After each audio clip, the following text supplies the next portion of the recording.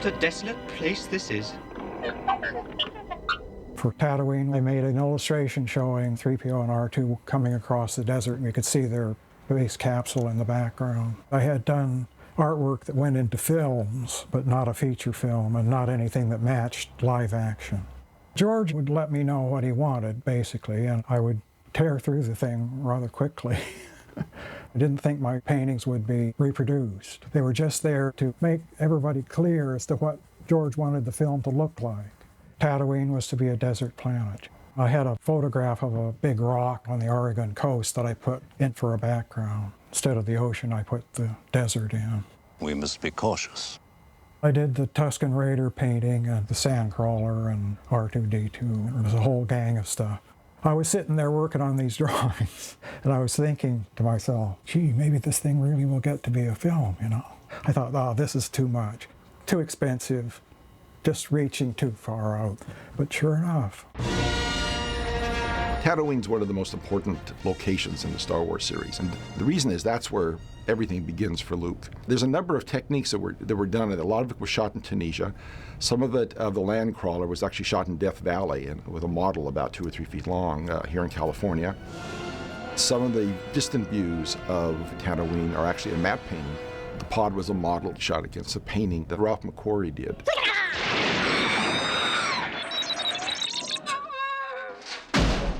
My first big scene with alien dialogue took place when the Jawas capture R2-D2 and carry him into the Sandcrawler. You couldn't go out and just record Jawas anywhere. I started out with a gentleman who spoke Zulu, got him to tell me stories and to act out little vignettes, different emotion, you know, angry, laughing, curious. And then we just sort of imitated it from there on. A few of my USC cinema friends, we went out to Vasquez Rocks, which is a state park north of LA with a nice echo. We would go out there and yell, "Utidi," and this sort of stuff. Utidi! I think I just put everything in it that I found was amusing at the time, because we had so many little personalities as you went along. I found that if I drew upon sounds in the real world that you couldn't immediately identify, it gave real credibility to Tatooine. While they were filming in Tunisia, George heard the braying of the donkeys that were used to transport gear to their location and thought that would make a good sound of the Tusken Raiders. It was a living flesh and blood animal that gave it a whole sense of reality. Tatooine, of course, is where Mos Eisley is and where the cantina sequence takes place. And that sort of sets the real fun of the movie. And a lot of the barroom stuff was shot in England, but then a lot of it was also done back here in Los Angeles with various masks that were made and shot, I believe, in one day. A lot of my friends actually had made the masks and were playing the characters themselves. And it was done just as a little insert. And yet, that's so important in the film and so memorable that it really added to the spirit of being in a foreign place. Luke! Tell Uncle if he gets a translator, be sure it speaks Bocce. Luke's home was actually a hotel in Tunisia, and not some elaborate matte painting or anything like that. It's reality, a real place they picked, and I think that really helped the film seem very, very believable, because it was done on a real location.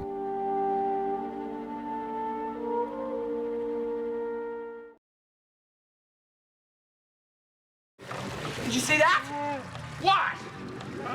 I always wanted him to have more fun doing it. I mean, I still think, pardon me, George, could this be Dianoga Poo Poo, was a wonderful ad lib.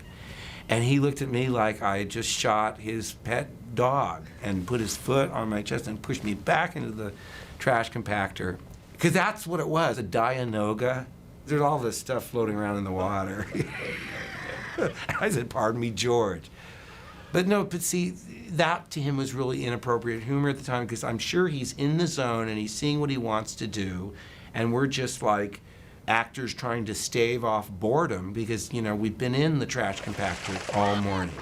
Although I saw a piece of a documentary where it reminded me of how much fun we had. We were all escaping from the Death Star and running up the ramp into the saucer-shaped ship, and it was in between shots. And we were all goofing around. And it had a nice contrast, I thought, too, because we felt like we were strangers in a strange land. We were all so American, working with all these guys that went to the Royal Academy of Dramatic Arts. Come here, my little friend. Don't be afraid. Oh, don't worry, you'll be all right. I was just so excited just to meet Alec Guinness, much less, you know, be in the same scene with him. And yet, it just makes me laugh because, you know, here he's one of the greatest actors in the history of the English-speaking world. And, you know, we're in the cockpit of the Millennium Falcon. But They're headed for that small moon. and, you know, there's a Wookiee and squibs going off. Before you can make the jump to light speed. But I kept referring to him as Sir Alec. And he tapped me twice and then gave me a pretty good, I said, what? And he said, I want to be known by my name, not my accolade. To which I replied, what do you want me to call you, Big Al? He loved that sort of stuff. He loves American irreverence. Go that way. You'll be malfunctioning within a day, you nearsighted scrap pile. And don't let me catch you following me, begging for help, because you won't get it. I think one reason that 3PO is a kind of lonely figure is his best friend is R2-D2, and they are, you know, really chalk and cheese, protocol versus sort of basic engineering, and yet, as with all odd couples, there is this kind of, I don't know, symbiosis, friendship, whatever you want to call it, that is all the cuter because it is odd. R2-D2, it is you! It is you! What is odd for me, of course, originally was that I quickly learned that R2 wouldn't speak to me, and I had to get used to that. So there is this thing, I think, that crosses from my brain to 3PO's, that how come R2 never says anything? And it's only when the magic of Ben Burt gets in there that, you know, that the magic happens. And one of the greatest joys was helping Ben Burt create and for me to speak Ewokese.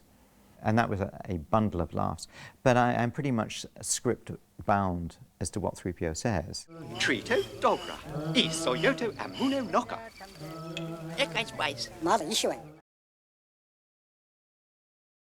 That's no moon.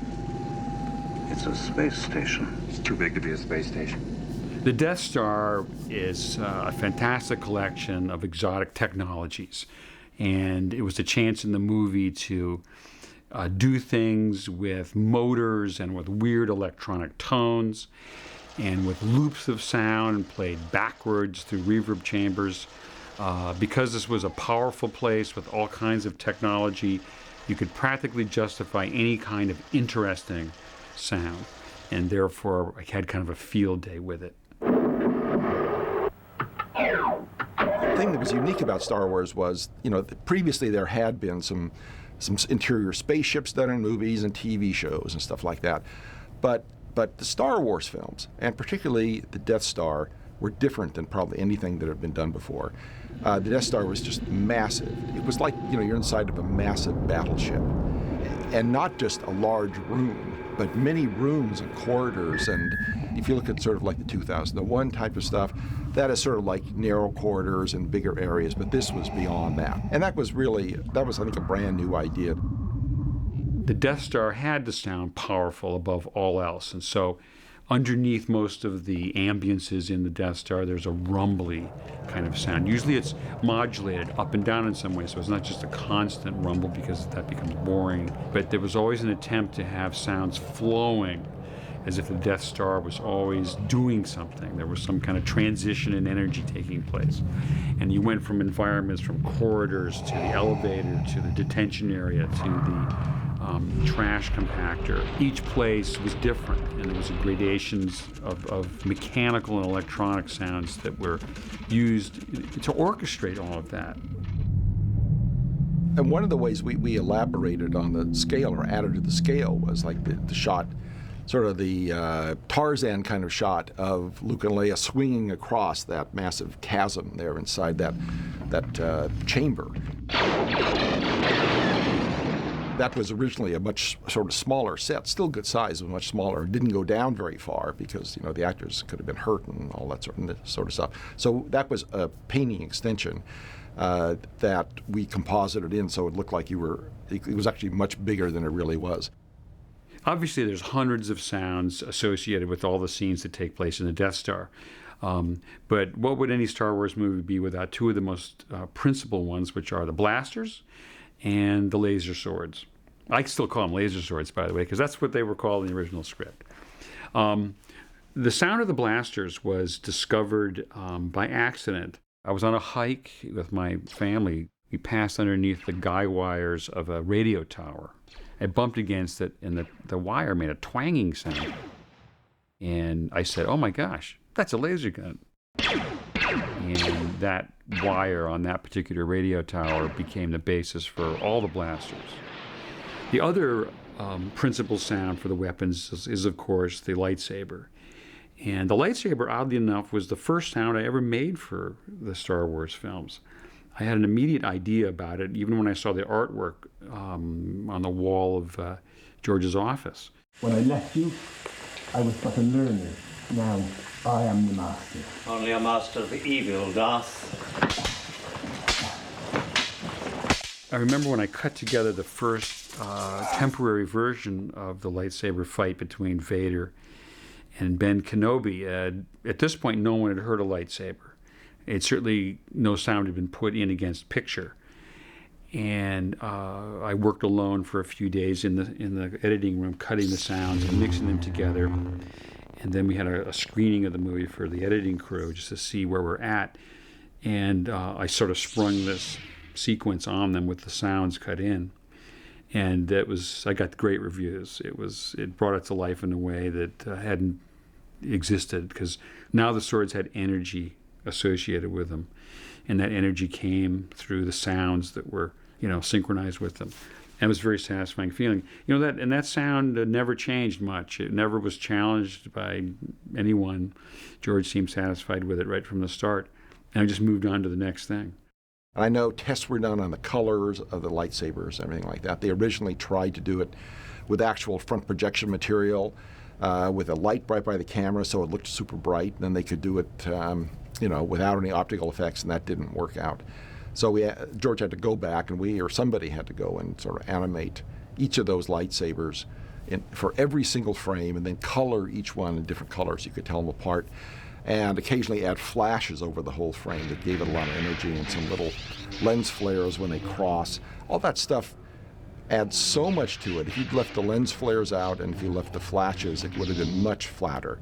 And that's one of the reasons that sequence is so much more interesting than a sword fight in a Robin Hood movie, because they can't do anything in those movies except just hit them back and forth. But in this case, it was really a wonder to behold, and a real feeling that there's energy in these two lightsabers. When they touch, watch out, because something could happen.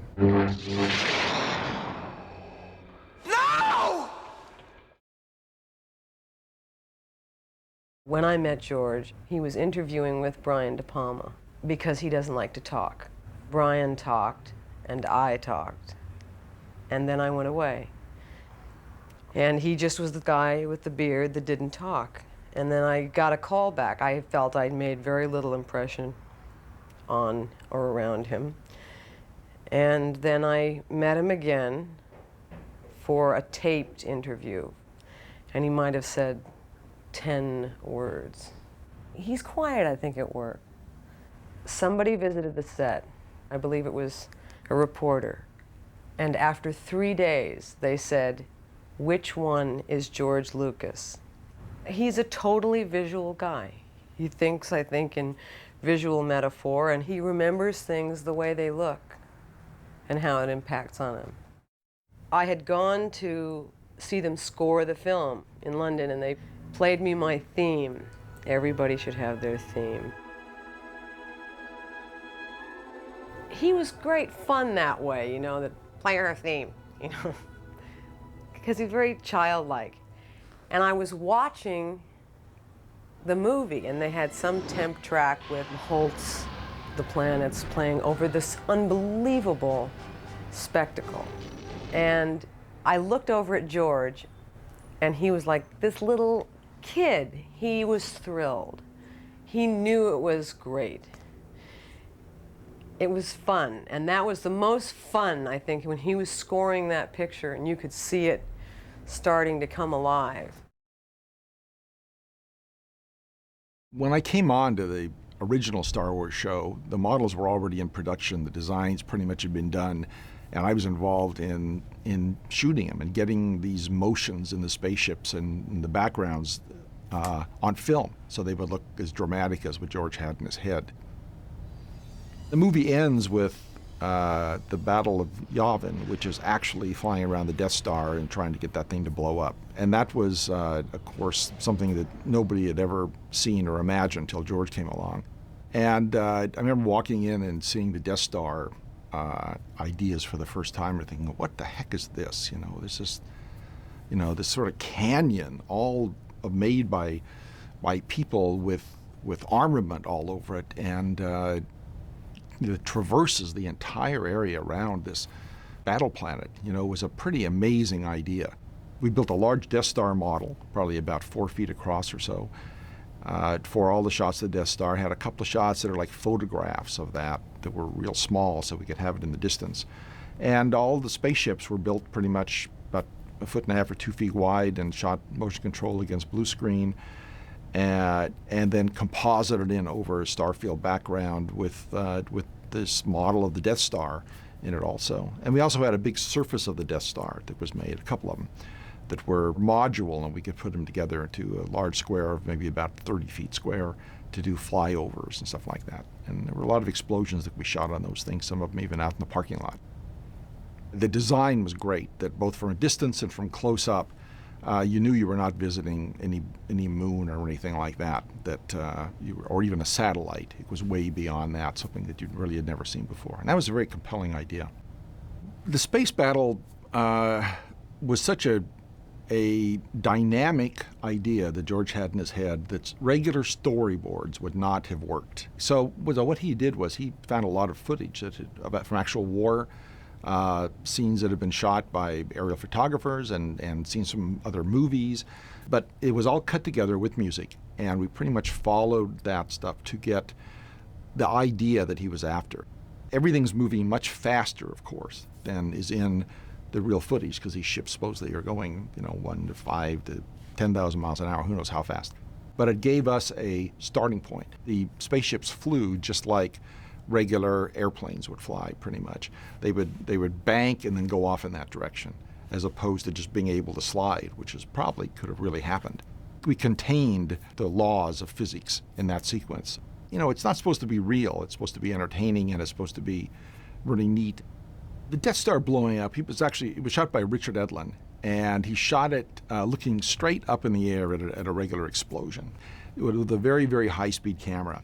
And we had no idea what was going to happen when it blew up. But what was surprising about it, and I remember seeing the dailies, is how long it took them to fall down from where the ceiling was, which was probably 40 feet in the air, past the camera in slow motion.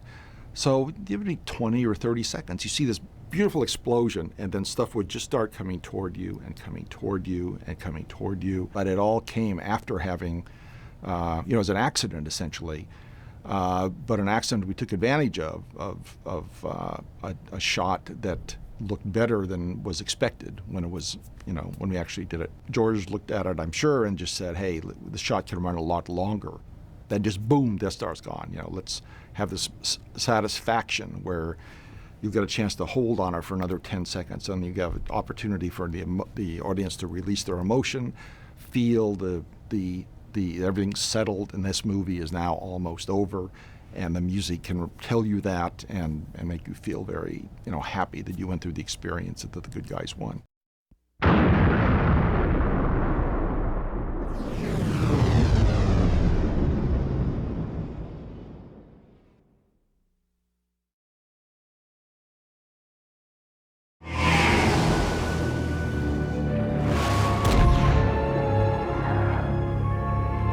One of the biggest sequences we had on Empire Strikes Back was, of course, Hoth, where the land battle took place. When we were figuring out how to do that, from my background of effects photography that I've been doing for years, the matting process, where you're putting separate pieces of film together, is pretty problematic, and it was in the photochemical days. So I came up with essentially what was the technique that had been sort of used in the original King Kong, which is doing it all with big scenic backgrounds and layering the sets with paintings and gauze to make it look hazy like it would there, and have everything pretty much finished in front of the camera. So I could just look through the camera and see the walkers in there, miniature walker and a miniature set with like little tiny white powder on it that would look completely fake if I looked alongside of the camera, but by going back through the camera, I could tweak all the little things and make it look like it was real. And then we could, on top of that, we could add in little speeders flying around and everything like that. But it meant that we started out with something that did not have any compositing work in it. I think that really helped the sequence, because any compositing we had to do against a light-colored background was very, very problematic in those days. For snow, we used a combination of baking soda and micro balloons, so it was real soft, fluffy snow. But it was really irritating to everybody because of the baking soda. Everybody's wearing goggles, and we got running eyes and respirators, and of course the stuff would get all over the camera gear, and the cameramen were always upset. The sets were essentially plywood with trap doors in them that were hidden. So the animator could sort of hide underneath the table, shoot one frame of film, and then to shoot the next frame where the puppet is, there'd be a trap door that he would open up, stand up, be able to reach out and animate the puppet for one frame of film, just move it to the next slight position, then go back under and close the door, and the trap door had all the sort of white powder stuff on it that made it look like it was snow. Then we'd shoot one more frame of film. And it was that way for 24 frames every single second.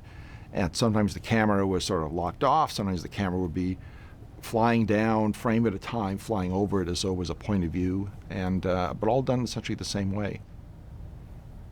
But we had to do the shot over and over. So it was one of those things when we finally got the shot, everybody cheered because we just had to get away from the baking soda.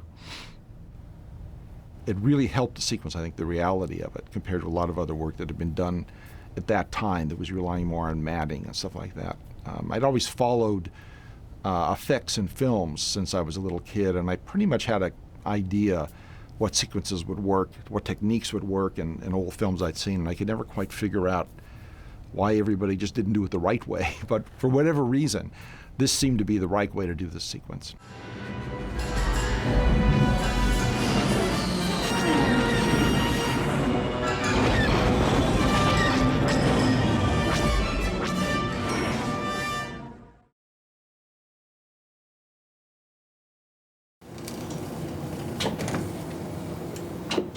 To me, editing is what filmmaking is really all about, because it's the one time you get a chance to create something out of material and actually deal directly with an audience. All the other times you're sort of generating material or supplies. It's like making a film is like buying lumber or cutting down trees and making wood out of it, where editing is like actually constructing a house. I mean, you actually can see it, you can see what you're doing and deal with it. Everybody says, well, the script doesn't work, but we'll fix it later. And they say, well, we're shooting this, but it isn't really working, but we'll fix it in the editing. Well, the editing is where it's got to be fixed. If it doesn't work there, the movie doesn't work. So that's, to me, the most exciting part. Well, the trick to a sequence like this, which was the same problem we had in the first film, is that rather than doing special effects that sort of sit there for a long time and are very sort of passive, these battle sequences are created almost totally through the editorial process. And as a result, we're dealing with shots that are only 15 frames, 25 frames, 30 frames long. And in order to understand how fast the movement should be, what the shot should be, what the direction should be, and how it should work together in a montage fashion. On the first film, we took stock footage from old documentary footage from World War II, air battles and things, and cut that together. And I cut that together before I even started the special effects. This battle in this film is much more complicated and more specific. It's not just an aerial sort of dogfight. It's a very complicated ground battle. And so we've had to shoot little animated storyboards, take the storyboards and animate them very quickly. We call them animatics. They would do 3 or 4 a day. I would look at them, change them, they'd redo them, and then we get them down to where they're almost right. Then the people on the floor shooting the special effects would have something to go by. They know exactly how long it should be, what it should look like, what the movement should be, and all that sort of thing. The animatics don't really come into play until the first unit is shot. We have the pilots, we run through, there's like pilots that were shot blue screen, and then animatics, and then footage that was shot in Norway. And what I did is used the animatics as something to fill in, so I could actually cut the whole sequence and finish it. And I cut this really while I was here, while they were still shooting in England. I was here and I cut the snow battle and did all the animatics and all that kind of stuff. And then I knew what the length of everything should be. But it really just gives me a complete set of footage. I need to have all the shots available in order to cut the sequence. And since many of the shots in this sequence won't be done until next, a week or two before the film is going to be released, there would be no way of cutting it and doing sound effects and figuring out what had to happen and how the movement works. So this is just a sort of an expedient way of being able to cut the film before it's shot.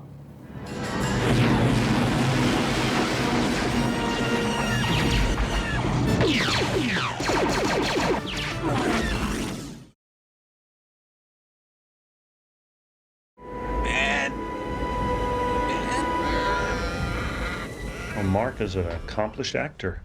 He has great technique, humor, very generous in spirit, always tries to do his best. That's as much as you can ask from an actor. He's created this character for himself. Smell something? There's nothing out here. I'll check again. I find it very fortunate to have someone that gives me no problems and that I can deal with on a very direct level. Do it again. I don't like the animal. I like Mark. Echo 3 to Echo 7. Ano, buddy, do you read me? Loud and clear, kid. What's up? Harrison Ford is a joy. This may smell bad, kid. Probably it'll keep you warm. Harrison, in some ways, is, he's altogether different in temperament from Mark. Harrison delves into himself all the time, and he's never satisfied. And he creates problems for himself that in the solution gives him the results that he wants. Both are capable of beautiful performances, but both operate from a different center. Don't look so bad to me. In fact, he looks strong enough to pull ears off a gun dart. Thanks to you. That's 2 you owe me, Junior. Well, Your Worship, looks like you managed to keep me around for a little while longer. Carrie's another individual. Carrie is, I think, a born actress. Han! She has a stunning voice, I had nothing to do with it. great intelligence, Give the evacuation code signal. and tries to please. She's always, that seems to be the thing that she tries the hardest. She wants to please. I often have to push her a little bit, not to take an easy way out, because she thinks she's pleasing me that way, but to do it the way her intelligence and sensitivity really tells her to do it.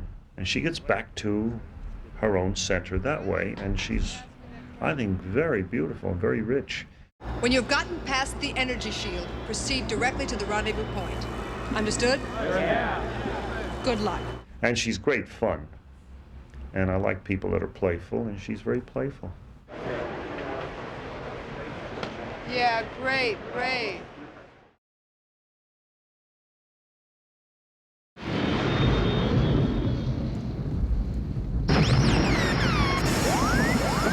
Just hang on.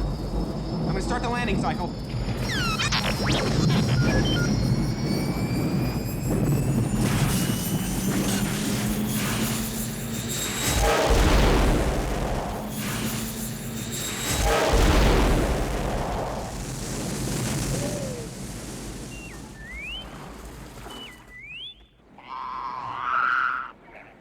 When Luke crashes on Dagobah, now he really goes to his master teacher, which is Yoda, and learn skills way beyond what he knew before. Yoda. You seek Yoda. You know him? Dagobah is this like swampy, yucky place that you just don't even want to get near. You can sort of smell the yuck in the air. In order to shoot the Yoda puppet moving, the set had to be built about 5 feet above the floor of the stage. And we would put holes or ridges where it would stand on top of it, and he could move it along in a certain direction. So it had to be predetermined. On top of the stage were trees, rocks, caves, everything. Now, they couldn't hear above, and Mark couldn't hear Frank Oz. How do you do a scene? You can't hear each other. I give Mark a lot of credit for this. Rehearsing it many times, and it was timed so that we could fit the words in later. I don't know. I feel like... Be like what? Like we're being watched. Oh, wait, put your weapon. I mean you no harm. I am wondering, why are you here? Well, I think the speech pattern, the syntax was there on the page that Larry and George wrote. That was one of the wonderful things about it that helped me figure out his character. And so all I did was I asked George to let me take the ball and run with that syntax instead of just having the syntax occasionally. Let me run with it and really go all the way and always have that kind of syntax. And that's kind of what I did. But it was really their creation first. When I was doing Yoda on the set, besides having fun, it was tremendously difficult physical work. I had somebody doing the cables for the ears, and somebody else was doing the cables for the eyes, and somebody was doing the left hand. So I had, me and 3 other people trying to bring one character to life, moving around. So I had to do it over and over and over and rehearse, and then say, okay, I'm ready, and let's shoot. The first day of shooting, we had to scrap. Partly because I did a lousy job, I felt, and George was good enough to do that, to let me do it again. Also because I think one eye wasn't working, so I had to always move his head to one side so you couldn't see the eye that wasn't working. Well, it was Kirsch who did a magnificent job. I mean, he really was very, very instrumental in how Yoda was first seen to the public, shown to the public. And he was the one who really pushed for that impishness there in the beginning. Put that down. No, we... Hey! It's my dinner. How you get so big getting food of this kind? We did a couple of shots at ILM. We did a shot of R2 sort of shooting out of the water, and then we did a shot of some sort of creature swimming around in there. Dagobah was just a very important place for the film. And Luke comes out of that a different person. He goes into the cave to confront his fears, and he doesn't want to do it, but he sort of finds out the lack of limits of what he's capable of doing. There is a leap of faith that you can make and you can willingly make as an audience viewer. And if you make that leap of faith, then whatever's presented to you is just is a wonder. You're not in the movie theater anymore, and you totally believe it.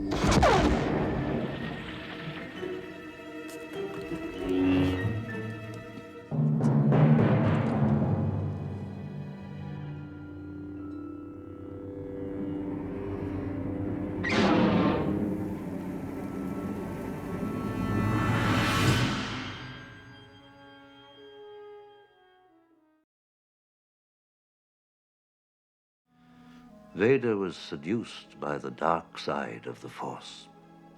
The Force? The Force is what gives the Jedi his power.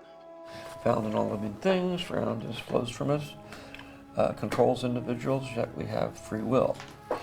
We have a destiny if we want to follow it. We live for a reason and must discover what it is. It looks like it was done when I started episode 1. Oh, okay.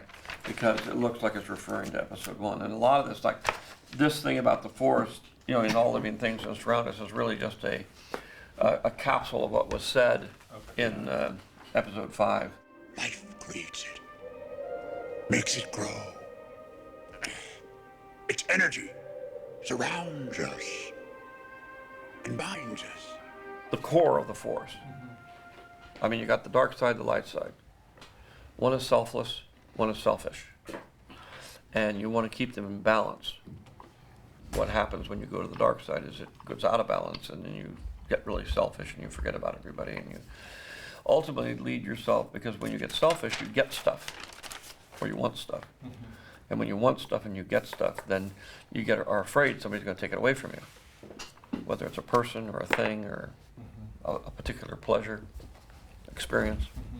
Once you become afraid that somebody's going to take it away from you, or you're going to lose it, then you start to become angry, especially if you're losing it. And that anger leads to hate. And hate leads to suffering. Mostly on the part of the person who's selfish, because you spend all your time being afraid of losing everything you've got, instead of actually living. Where joy, by giving to other people, you can't think about yourself, and therefore there's no pain. But the pleasure factor of greed and of selfishness is a short-lived experience.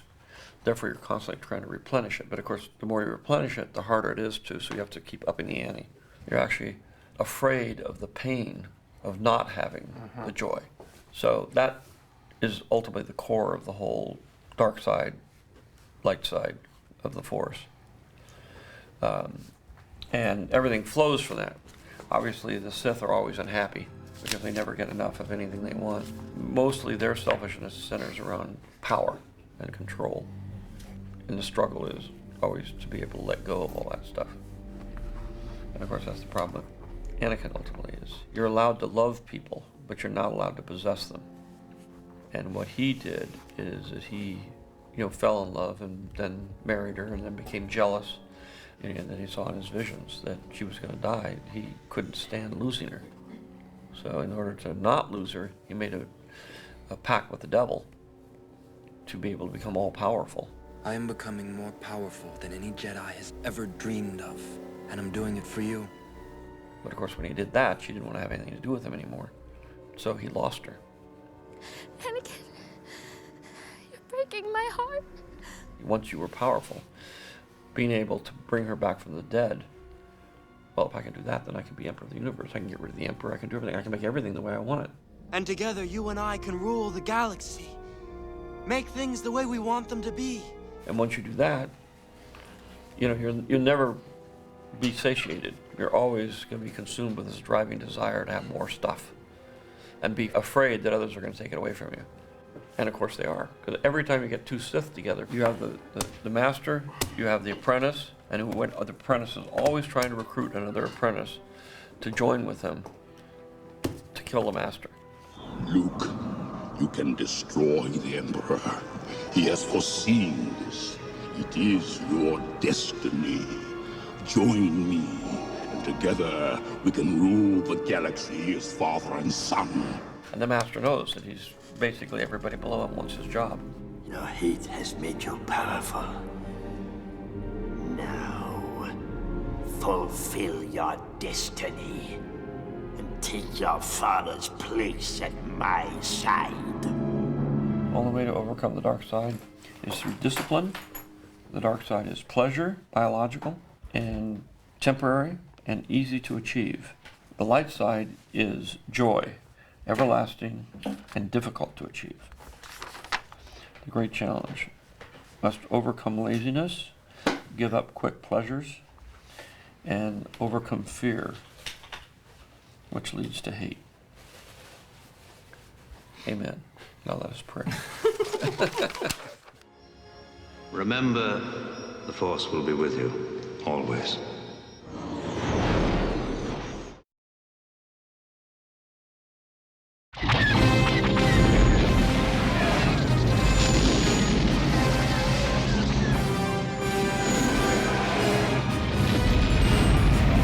Another big sequence in Empire was the pursuit of the Imperial fleet when the Falcon is flying through the asteroid sequence, and that was a really difficult sequence to shoot.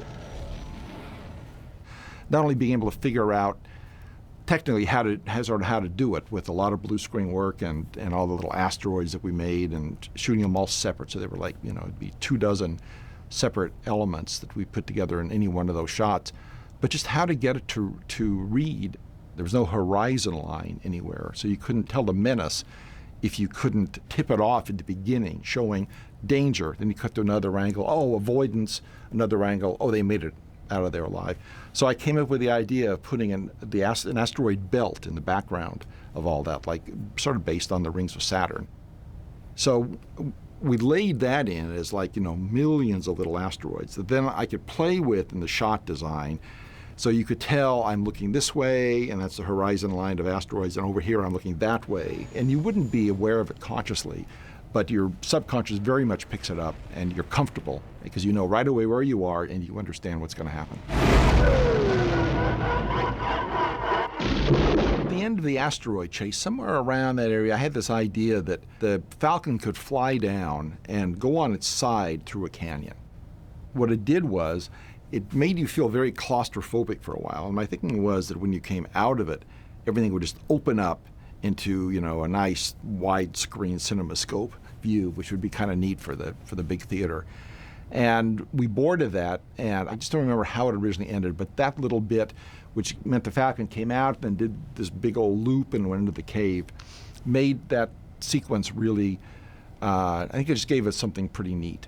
And plus some more excitement going on there, at the end, and gave us a chance to blow up a couple of tie shields, as opposed to the Falcon just hiding in a cave, which may have been the way it originally was.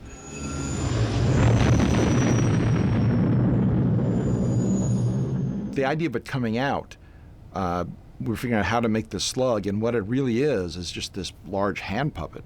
And someone was wearing it, and we had a set that was made probably the size of a couple of ping pong tables put together, and somebody sticking their hand with this creature out of it and opening the mouth of it, and then matting in the little motion control Falcon, which was in fact a little tiny one we had, and putting that into the shot so it looks like it's a giant creature, but in fact it was not much bigger than your hand. And that was a nice little coda, little cute ending that George had that's similar to the ending in Naboo with there's always a bigger fish. You never be careful that what's hiding there, because it could always come and bite you.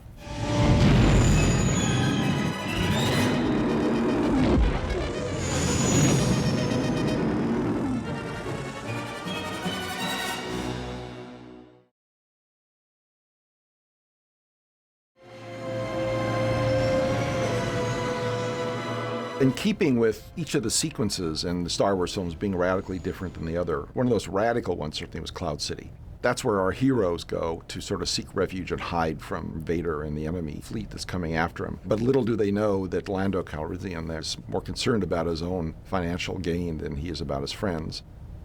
Of course, we did the distant views of Cloud City and all the spaceships approaching it. The exterior design is a matte painting, and Ralph McQuarrie did. At one time, there was actually going to be a giant, sort of like manta ray flying through the sky as a means of transportation, but we didn't do it. We did something like that in the Phantom Menace film, underwater. There were closer views of the sets that were done in England, but a number of times we cut back to a wide view, especially when Vader is fighting Luke. The chamber there that Luke eventually falls into is a matte painting that Harrison Ellenshaw did. We had a number of set extensions looking up and looking down to extend it and make it look a lot bigger than it actually was. Sometimes you look down because you've got to see that it's like a long ways down there. And that was an important story point, so that when he fell off, you thought, oh my God, Luke's probably dead.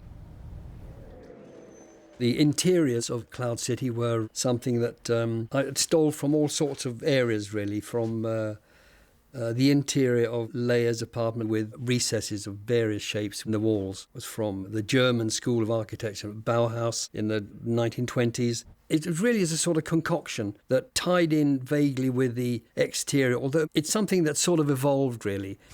I remember designing Darth Vader's dining room. This man, being big and chunky, the chair had to be seen with him sitting in it. The chair is sort of like huge scale based on Macintosh designs, actually, the Scottish architect. Attention, this is Lando Calrissian. Cloud City could have been twice as big. Kirshner complained that there weren't enough corridors, the set wasn't big enough. When people are running, they certainly use up a lot of sets.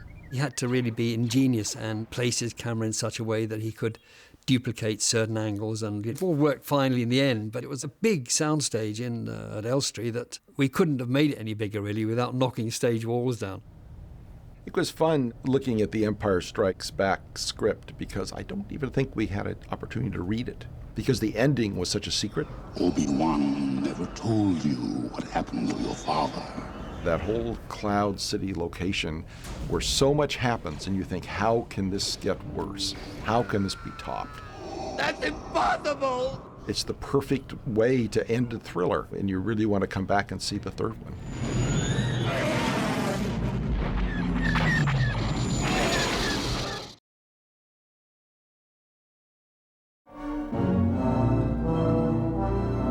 Don't be so sure. If I told you half the things I've heard about this Jabba the Hutt, you'd probably short-circuit. Well, for episode 6, for the first time since episode 4, you go back to Tatooine. And now you get a much different view of Tatooine than you saw before in Jabba's palace. The setting being underground made it appear different than Tatooine above ground. When you think about all that was going on under the surface of it, it was so imaginative and a huge scale. There's this sort of creature sitting on this rock, and suddenly the tongue of the creature comes out. It was one of the early shots where George really started treating a lot of the environment with creatures that are kind of secondary to the story. That shot could have just been Meanwhile at the castle, but in fact it wasn't. He put in this other stuff to make it really interesting and more compelling and add a sense of more reality to it. And we shot that many, many different times, in many different ways, many different designs, till we got something that was the right balance between an establishing shot of the castle, and by the way, here's something going on over here. And Phil Tippett designed that and designed a lot of the other creatures that were also in Jabba's palace.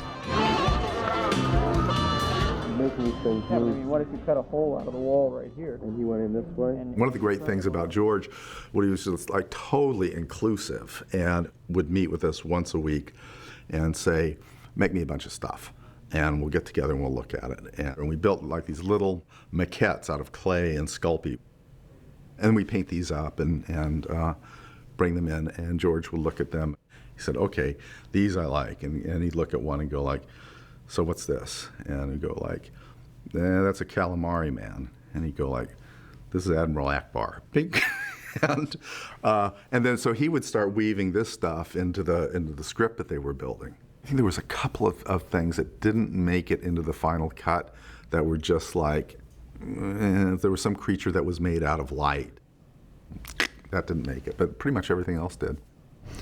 And the skiff sequence, when they're on the surface of Tatooine, and the big creature that's sort of in the sinkhole was a pretty elaborate thing. It was shot in Yuma, Arizona.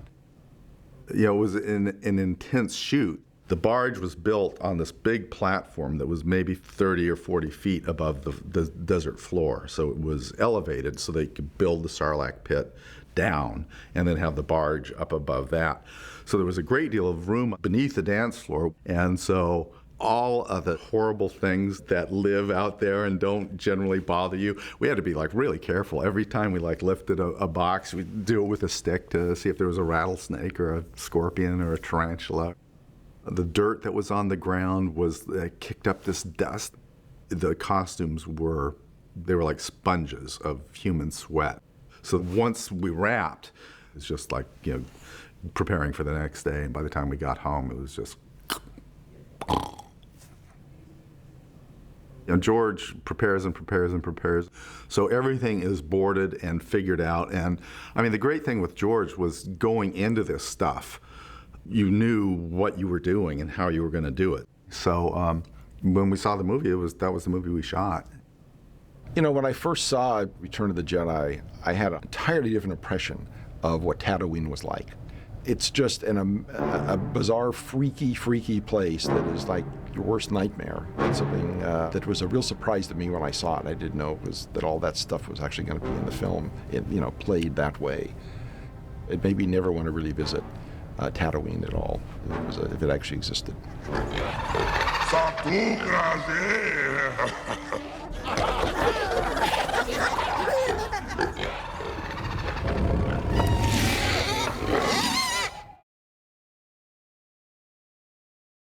If it's going right to left, it's good, because then you won't shoot against that road.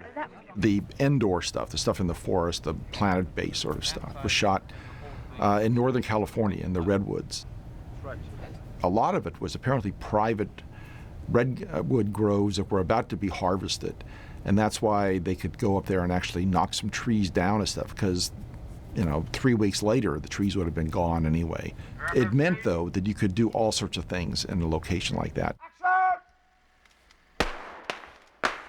The worst we did was actually take some explosion and blast it up against a redwood tree that we could then put a speeder bike into it, and at the moment when the bike was supposed to hit the tree, we would transition to that explosion that was already on the tree that looked much more dangerous than it actually really was. It was hot, but it didn't hurt the tree at all.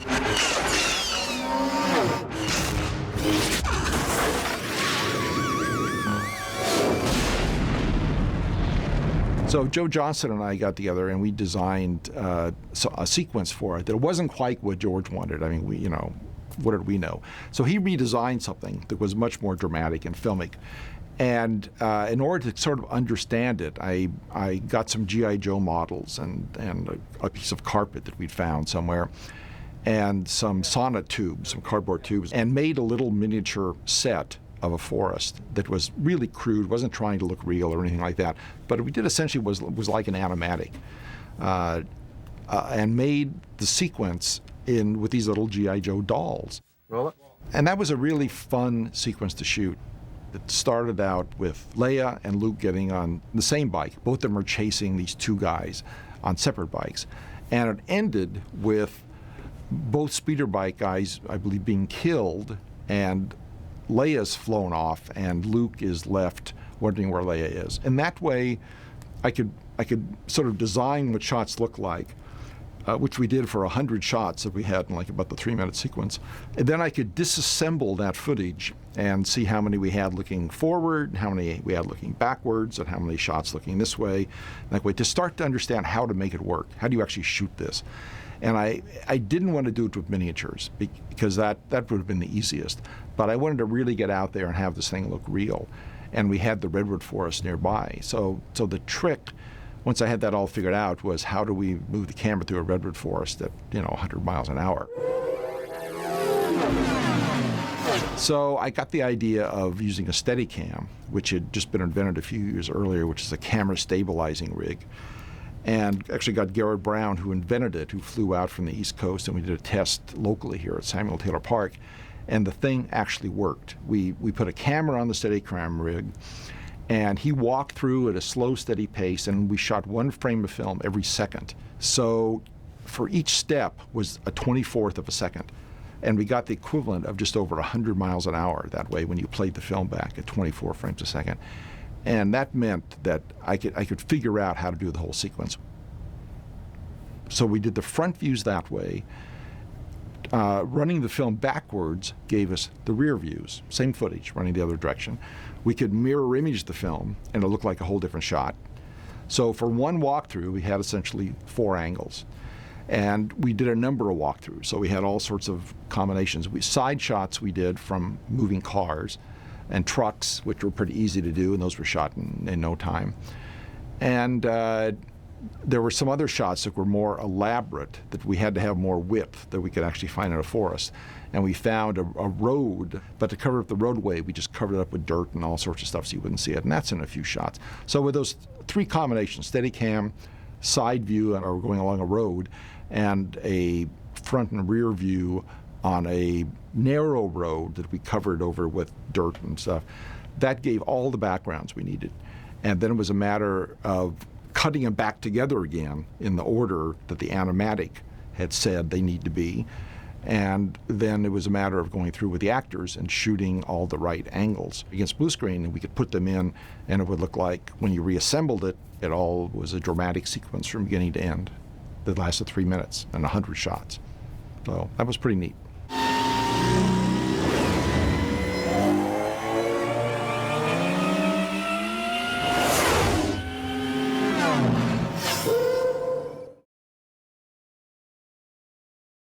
There's a wonderful trick that good directors have, which is maintaining the fiction that the actors are making an important contribution, and George did that.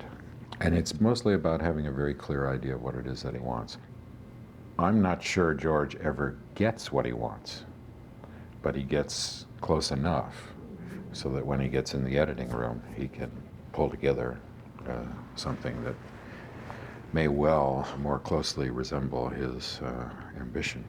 It is amazing what you can do when you have a vision, when you have an ambition, and when you can bend other people's will to your desire.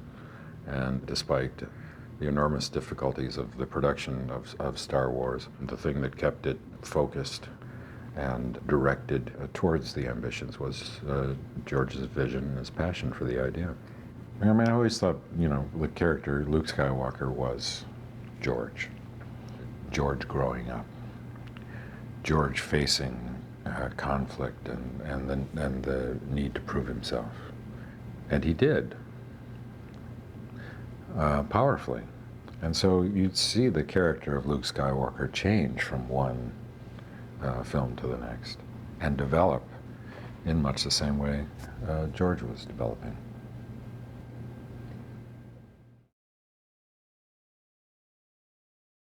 In Return of the Jedi, you see a reappearance of the Death Star, and there's a couple differences. One of them is that the Death Star this time is under construction, and the other is that the Emperor is actually on board the Death Star this time. Yes, I know. Philosophically, because this was the second attack on the Death Star that the audience was going to see, it had to be more complex than what you had seen in the first Star Wars film.